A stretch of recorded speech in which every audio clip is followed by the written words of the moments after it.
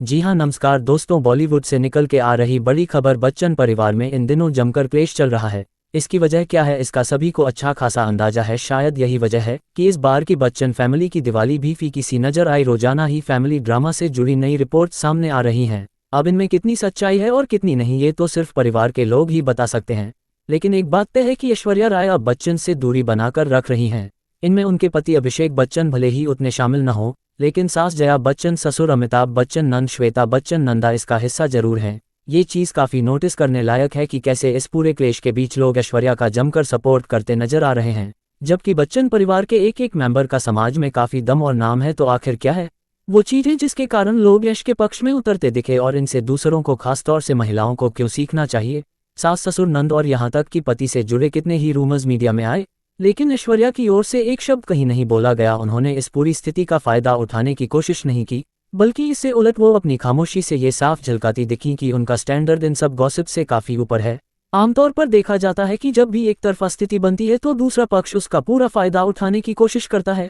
उसकी ओर से कई बातें कही जाती हैं, हालांकि जब ये चीज़ बैक टू बैक होती है तो लोगों के मन में नकारात्मकता जागने लगती है। वहीं इससे उलट जब सामने वाले की फजीहत होते देख भी फायदा उठाने की जगह व्यक्ति गरिमामयी चुप्पी बनाकर रखे, तो लोगों के मन में उसके लिए सम्मान जागता है। और यही चीज़ ऐश के केस में हुई है। पिछले कुछ समय में कई ऐसी चीज़ें हुई हैं जिनसे बच्चन परिवार ने साफ किया कि बहू ऐश की उनकी फैमिली में कोई जगह नहीं है। फिर चाहे केबीसी में अमिताभ के बर्थडे स्पेशल वीडियो में ऐश्वर्या की गैर मौजूदगी हो, इवेंट्स में उनके बिना हिस्सा लेने का बच्चन्स का कदम, या फिर सोशल मीडिया पोस्ट तक पर उनके लिए कुछ न लिखना, ये सब किसी अपमान से कम नहीं। इससे उलट ऐश तो अपने ससुर का बर्थडे तक पर विश करती दिखाई दी, जो साफ दिखा रहा था कि चाहे स्थिति कैसी भी हो, लेकिन वो किसी का सम्मान करना नहीं छोड़ेंगी।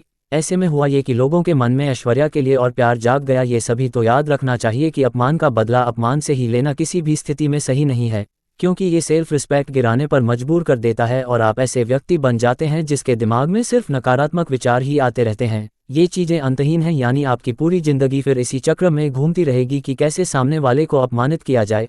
ऐसा जीना भी भला कोई जीना होता है, लोगों को 100 बार सोचना पड़ता है। ऐसा हो भी क्यों ना, चाहे दौलत हो या फिर शोहरत, सभी चीज़ों में ये फैमिली अच्छा खासा दमखम रखती है। सभी उनकी गुड बुक्स में आने की कोशिश करते हैं, पर ऐश्वर्या ऐसी नहीं। वो अच्छे से जानती हैं कि उनका नाम भी अपने आप में किसी ब्रांड से कम नहीं है। ऐश को कभी भी शर्मिंदा होकर मीडिया के सामने नज़रें झुकाकर एंट्री मारते नहीं देखा गया, बल्कि इससे उलट वो सिर ऊंचा कर हर जगह पहुंचती हैं। एक महिला को विपरीत परिस्थितियों में भी सिर ऊंचा कर और नज़रें मिलाते चलते देखना बहुत बड़ी प्रेरणा देता है। लोग उसका सम्मान करते हैं और बिना कहे या मांगे भी उसके सपोर्ट में उतर आते हैं। मीडिया से लेकर गॉसिप्स कॉलम्स में क्या क्या नहीं चल रहा है, लेकिन ऐश ने इसके कारण खुद को किसी कमरे में कैद नहीं कर लिया। जो है सो है। अब दुनिया से मुंह छिपाकर क्यों रहना, ये बात सबको समझना चाहिए कि आप जिंदगी भर अपने आप को छिपाकर नहीं रख सकते हैं। कभी न कभी आपको लोगों के सवालों से लेकर निगाहों का सामना करना ही होगा। सच तो यह है कि सबसे दूर रहने के बाद जब आप अचानक समाज के बीच जाएंगे तब ज़्यादा सवाल होंगे। इससे बेहतर है कि खुद को सोशल सर्कल में एक्टिव रखें, एक बाउंड्री खींचे ताकि लोगों में आपसे बेहुदा सवाल पूछने की हिम्मत ना आए, और अपनी लाइफ को स्टैंडर्ड के साथ जीना जारी रखें। ये बहुत साफ है कि आराध्या इस पूरे मामले के बीच में अपनी मॉम ऐश्वर्या राय के साथ मजबूती से खड़ी हुई है।